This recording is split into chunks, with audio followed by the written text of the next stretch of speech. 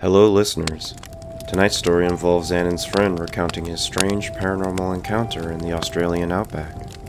Grab a seat by the fire and let me tell you his tale. Go fishing with a friend from New Zealand. First time night fishing with a boat at a big lake. We both are excited to possibly catch a huge catfish.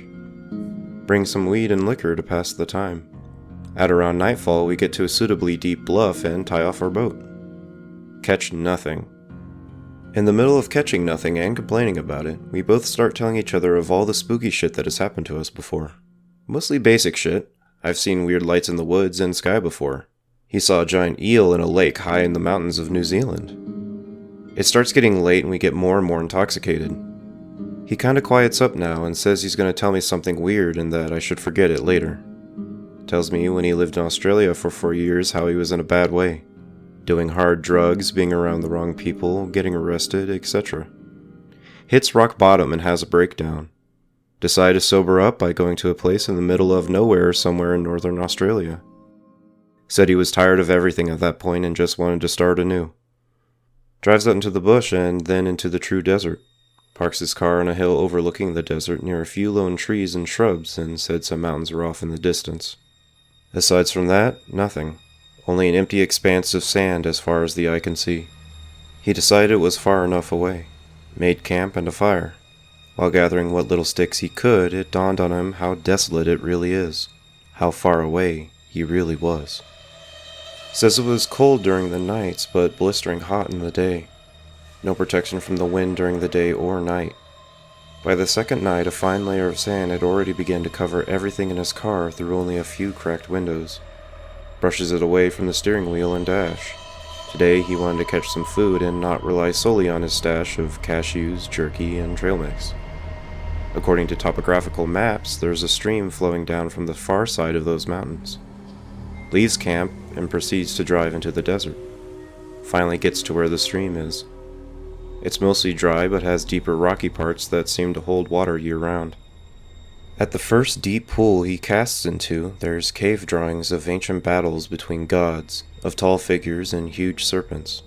There's a real sense of piety and sacredness to this place.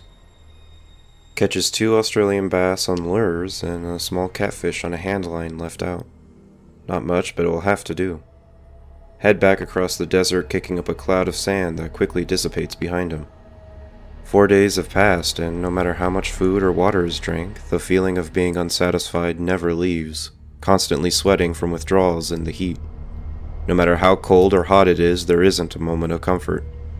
Days blur into one another when all you do is move from your sleeping bag to your car to pass the time.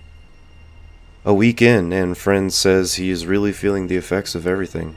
Says no matter how busy he stayed, he could not keep his mind off his withdrawals or keep his mind stable anymore. Feels compelled to sit under the tallest tree in his chosen grove while watching the sunrise. Sits in that position all day. Watching the sunset now, he realizes that he did a little better today despite getting sunburnt. Is pleased with himself in a weird way.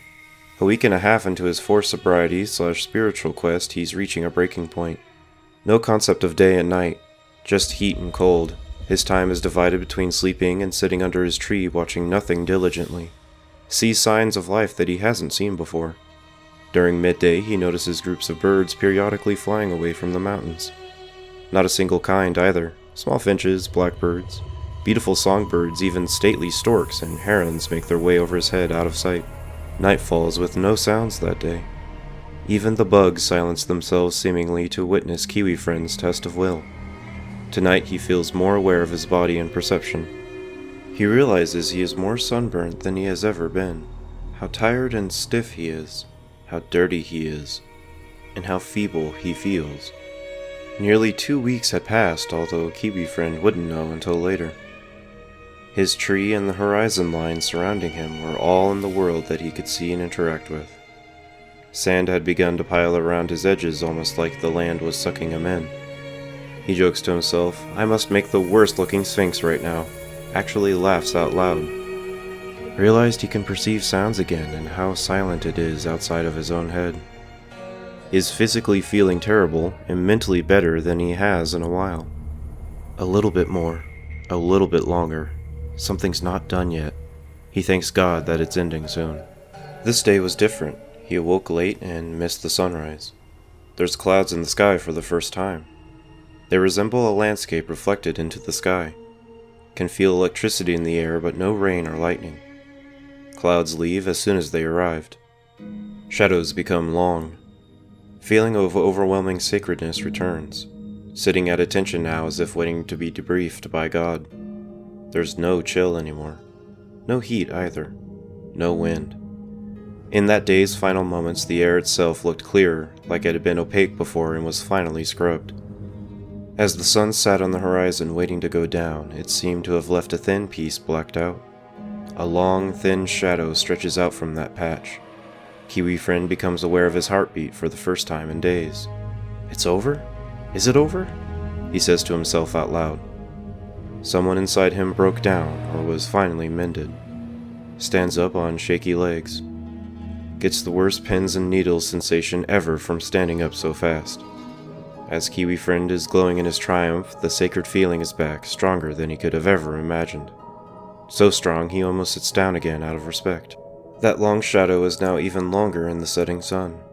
Now it's all he can draw his eyes to as he looks at it. An exceptionally tall figure walking as if the water appeared on the horizon line.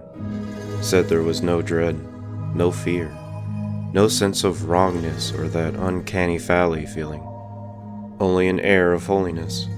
Thinks he should leave. Starts packing up camping supplies and gear. Kiwi friend realizes not eating and staring at the sun for a few days isn't ideal for evasive maneuvers. Now a feeling of immense shame overcomes him. What is he doing? How can he leave now? What would be the point of it all if he can't see it through to the end?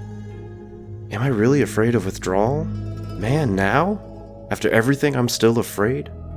It can't be. Decides to walk to his tree and watch until it's over. Stands at attention and stares directly at it this time. Not a husk reanimated, or a spirit.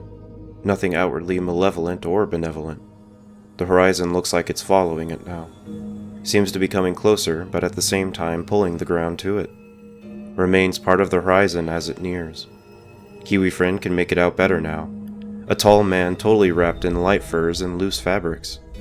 Weird proportions. Elbows in the wrong place. Knees and neck all wrong on an anatomy chart. Carrying a cloth bag and what he described as those hollow gourds dudes have in samurai movies to carry water. It somehow feels more intense now, raw and open. He begins to cry. He knows he can't watch now, something's telling him to go. The weirdest feeling comes over him, described as when you feel like something could have been but wasn't. Feels like meeting a beautiful girl and getting to know each other, becoming friends for a day and then never seeing her again. A feeling of what could have been. So many missed opportunities in the past, so many more missed ones in the future. Endless possible paths you could have taken and will take. Endless paths that will remain unraveled. Kiwi friend is crying now, not from sadness but from finality. It feels like he's finished something that he likes, but because of that he can do it no longer. As he drives away mentally broken, he sees that tall, lanky god standing under his tree. All I can hear is water lapping at the sides of our aluminum boat when he finishes. I don't really have anything to say to him. We make small talk on our way back in the morning. Was that God? Hello everyone, I just wanted to say thank you for listening. Make sure to like the video if you enjoyed this story, and subscribe if you want to hear more in the future. Click the bell icon in order to be alerted when I have more stories to tell, and until then, do have a spirit quest in the Australian Outback.